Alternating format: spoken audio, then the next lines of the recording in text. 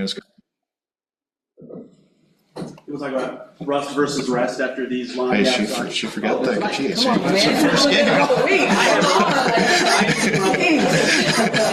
People talk about rust versus rest after these big gaps off. Where do you stand on that balance of what this could look like tonight? And do you have to prep your team any differently after such a long time off? Yeah, just the youth of our team, to have this situation coming off of an Olympic break, it's new. So with a young team, you try to talk to them and tell them, how things are going to play out or what it's supposed to be like. There's very few veterans in that locker room who've gone through an Olympic break as well. So, I don't think after these last few weeks we have very much rust. They're ready for a game.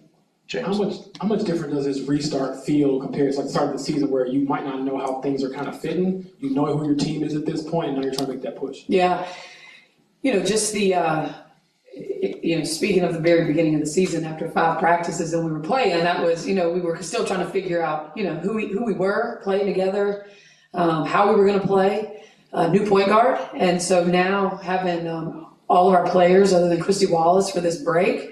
We were moving in a direction that was positive in the month of July and June.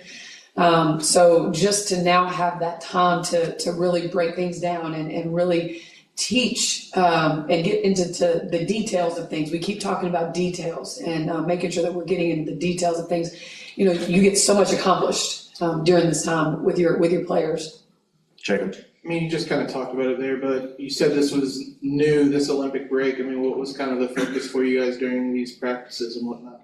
Yeah, when you don't have a game to prepare for, professional athletes, they get real bored real quick. So you have to try to find a way to keep it new and exciting. I really came into it. My number one focus was just our team chemistry. We hadn't had time to really focus on that. We just kind of were thrown into the fire.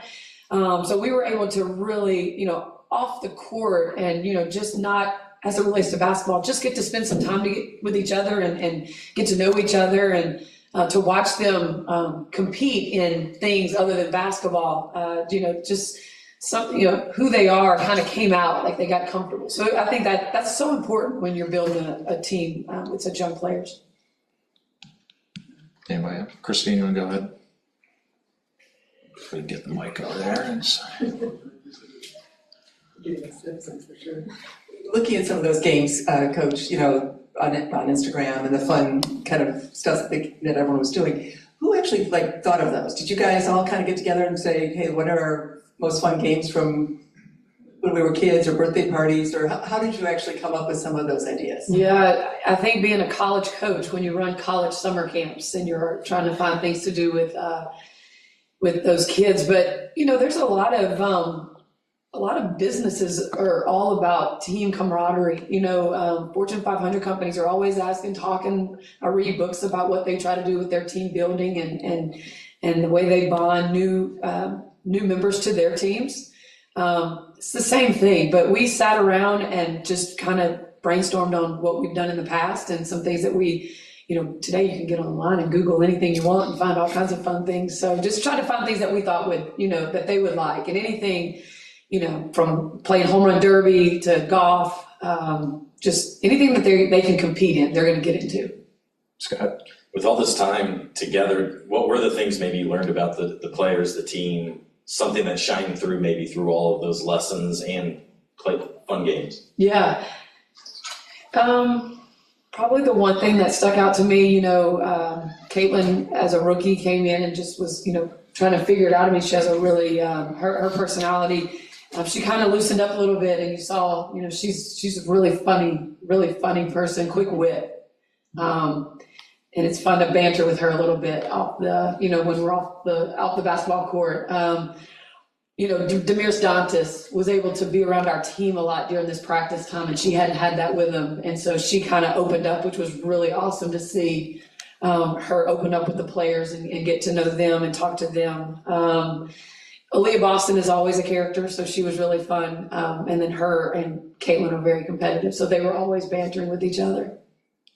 Anybody? Matt, go ahead. Hi, Christie. A few days ago, the Fever put out the mid-season growth numbers. Jersey sales up 1,000, ticket sales 250. For you to be here last year, also this year, and and be the leader of this team, be here day in, day out. Can you just kind of describe what it was like to witness that as it's unfolding? Yeah, I think the best way to explain it was, with everything that's happened since, the start of the season, with the new fan base and the growth of the game, just in exponential numbers. It's a journey that we've all been trying to just kind of figure out. It's exciting. I mean, it's incredible to play in front of the crowds. It's exciting to hear when they came in and told me, like, in just a few minutes, like, we're selling out of like gear, and we're, those things are just, I've coached in this league a really long time, 14 years, and just the things that are happening are so awesome for our sport, and what it's gonna and how it's gonna keep growing is just great for these players and what they have forward to look for and things that are gonna happen to them in the future because of this growth. I mean, it's just an exciting time, and I wouldn't say women's basketball, I'd say just sports in general. All good. All right. Thank you, Coach. Bring Caitlin in next year, everybody.